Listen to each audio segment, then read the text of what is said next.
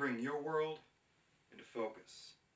I'm your host Dave Forbes, and today we're going to be talking about contextualization. Yeah, so you know what that means. I know what that means, but for everybody else, what does that mean? Contextualization is basically putting information into a context so that it can be understood. For example, many of the most effective language programs have been designed so that you can learn your second language the same way you naturally picked up your first language. Pero no entiendo español. Hablo español. Es un milagro! Now, if information's not contextualized well, that means it's not stated in such a way to make it easy to understand. If you want a good example of this, go down to your local public high school, open up a chemistry textbook, and try to understand what it's saying. Doesn't matter the page, just good luck. So, if the textbook's supposed to help you understand chemistry, is there a textbook to help you understand the textbook? God has always contextualized information for His people. Throughout Scripture, God uses symbols to teach important truths. In Genesis chapter 15, God has Abram cut a cow, a goat, and a ram in half, and then place those halves on opposite sides of each other.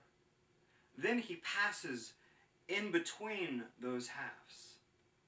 To us, that seems really weird, but in Abram's culture, that ceremony represented an eternal promise. As long as those halves remained separate, that promise was intact. Another great example of how God used symbolism to contextualize His message for His people is seen in the life of Hosea.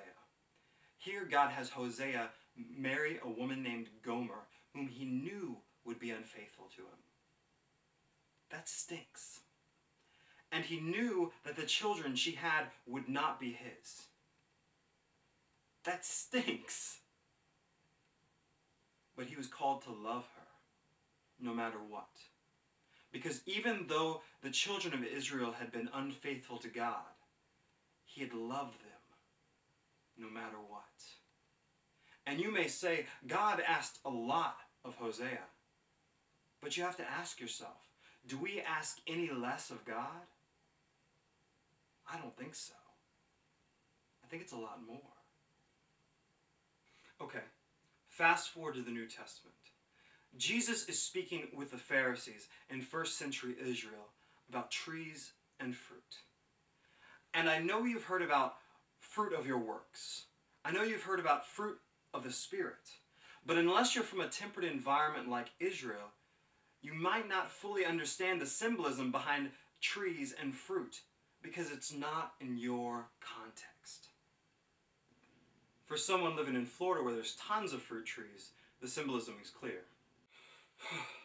And here in Canada, where the local fruit are pine cones, the message might not be as contextualized to you, because how do you tell the difference between a good and a bitter pine cone? I don't know. Okay, so let me explain it. The passage is Matthew 12:33. Either make the tree good and its fruit good, or make the tree corrupt and its fruit corrupt. For the tree is known by its fruit. This tree doesn't produce good fruit. It looks good, but it's not good.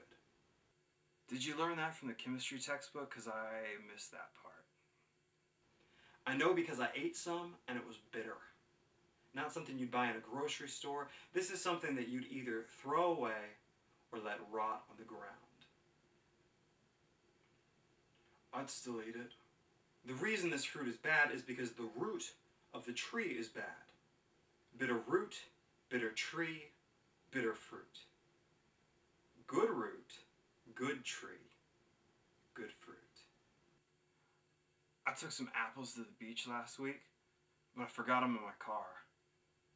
They were good fruit, but then they turned into bad fruit. Does that change the tree? Okay, back on subject. The Pharisees worked hard to please God. However, the fruit of their actions were not pleasing to God because it was rooted in themselves. As Matthew 15:8-9 says, "These people draw near to me with their mouth and honor me with their lips, but their heart is far from me. And in vain do they worship me, teaching as doctrine rules made by men. Pride-flavored fruit tastes awful to God, and it's going to get thrown out.